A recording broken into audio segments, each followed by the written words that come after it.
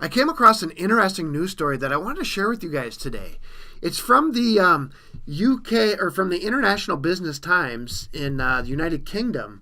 It says, from Siberia, huge dragon and griffin megaliths created by mysterious ancient culture in Altai Mountains has been found here recently.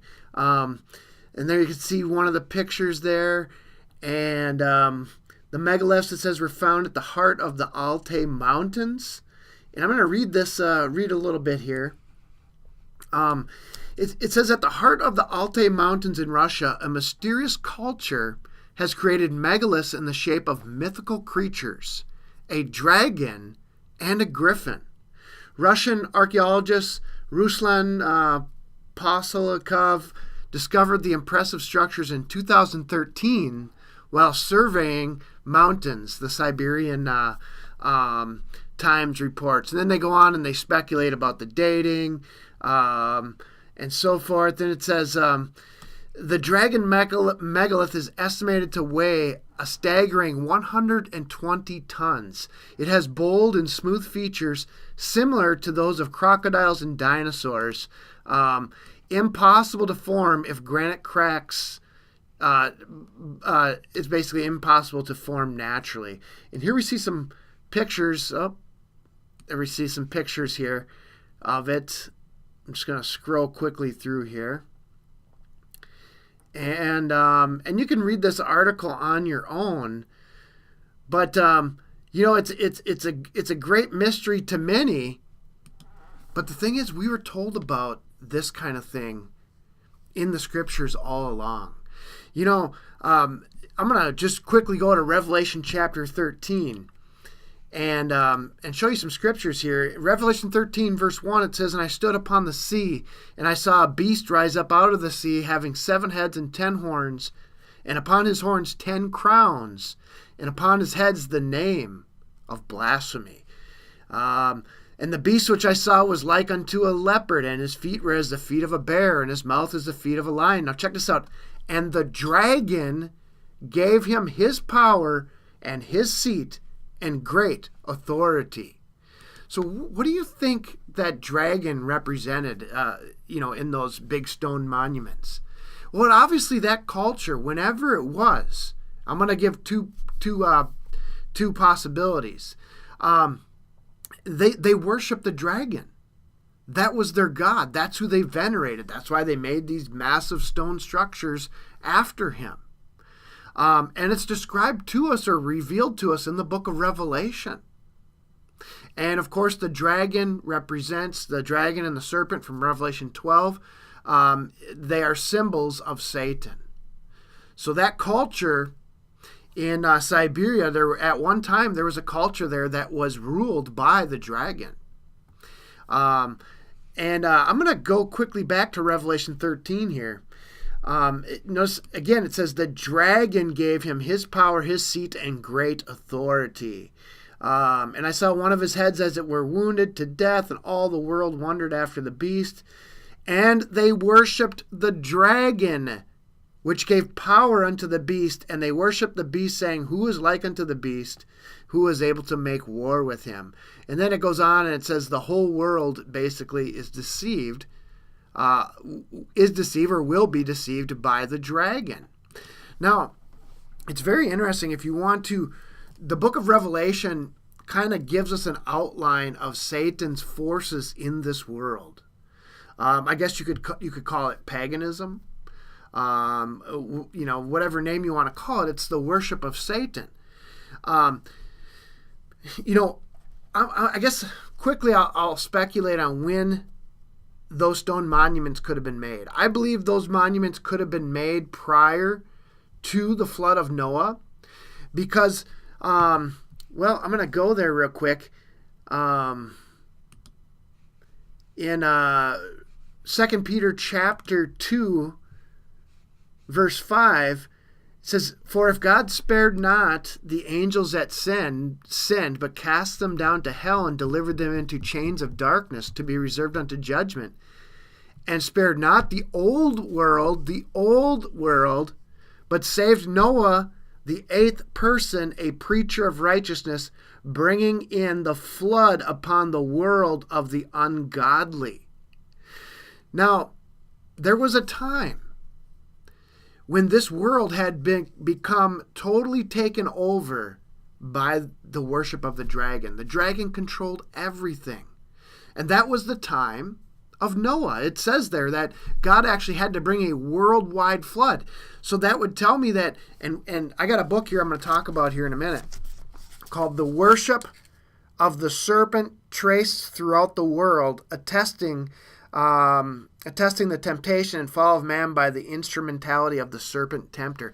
In other words, this book talks about how at one time the worship of the serpent or the dragon had been worldwide. And there's remnants of this found all over the world. Monuments of the dragon, temples to the serpent, you name it. And so at one time, during Noah's time, Noah's family was the only family, it appears, that had not fallen into serpent worship or the worship of the dragon. And God wiped out that world of the dragon. But Jesus said something that is very interesting in Matthew chapter 24. I'm going to go there real quick. The disciples asked him, what's it going to be like in the last days or in the end? Jesus says, heaven and earth shall pass away, but my words shall not pass away. But of that day and that hour knoweth no man, not the angels of heaven, but my Father only. But as the days of Noah were, so shall also the coming of the Son of Man be. For as in the days that were before the flood, they were eating and drinking, marrying and giving in marriage until the day that Noah entered into the ark. So Jesus said in the last days it's going to be like it was during the days of Noah. Now when we see ancient artifacts of an old world that's gone, all this serpent worship, dragon worship, you name it,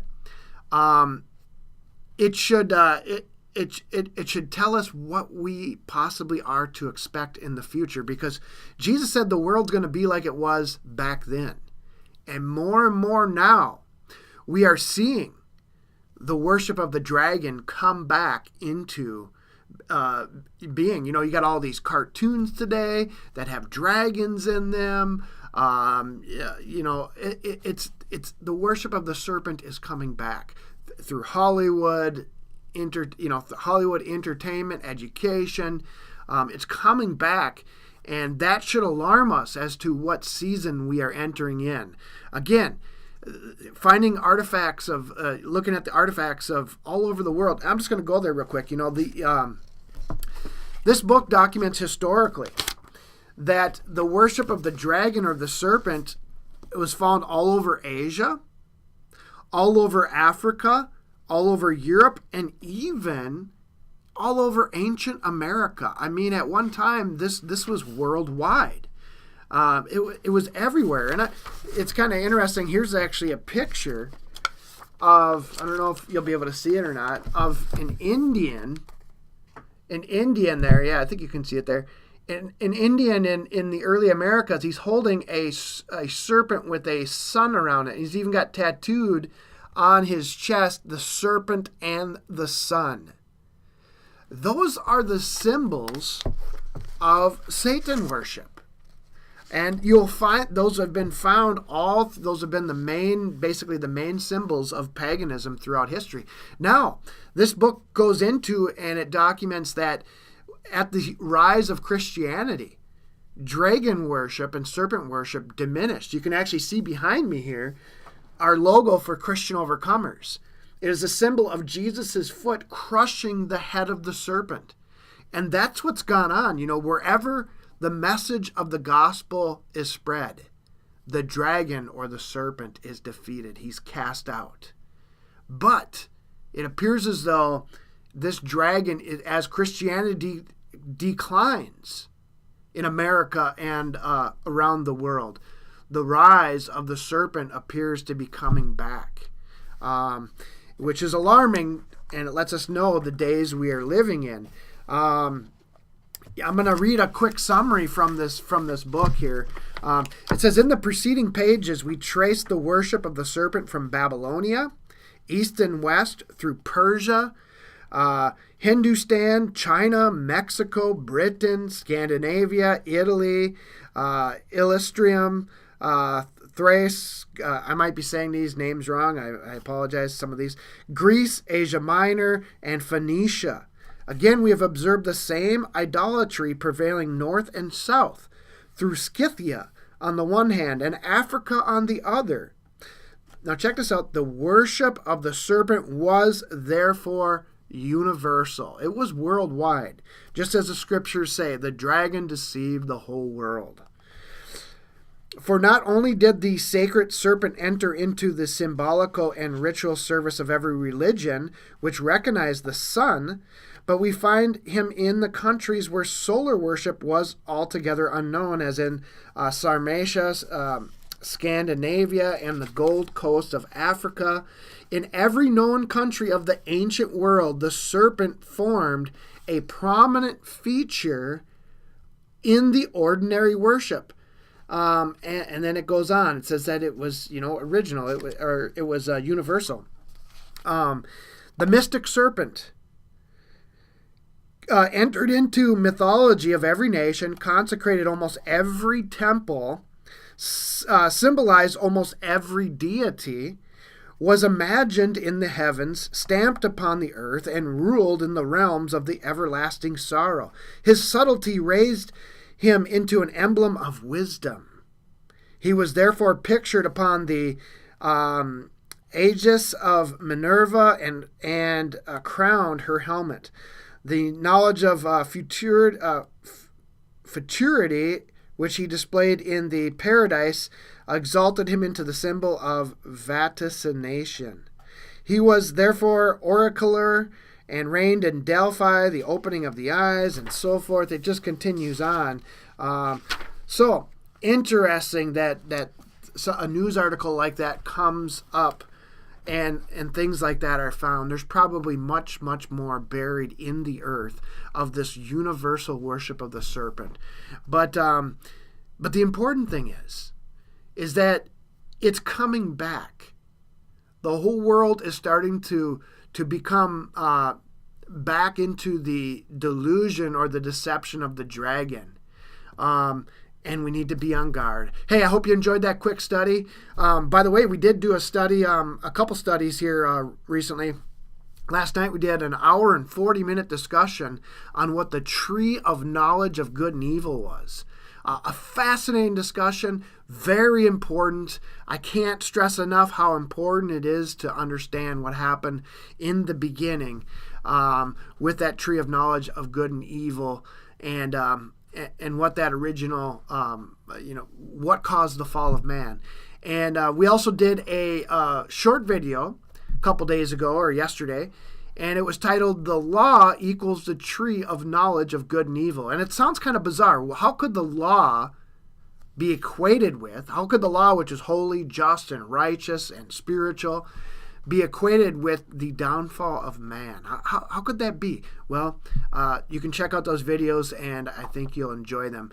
Anyways, God bless you. Stay in God's Word every single day. I mean, absorb it. It's so beautiful. It gives you hope. It gives you life. It gives you energy. And if you soak it up every day, you will be a Christian overcomer.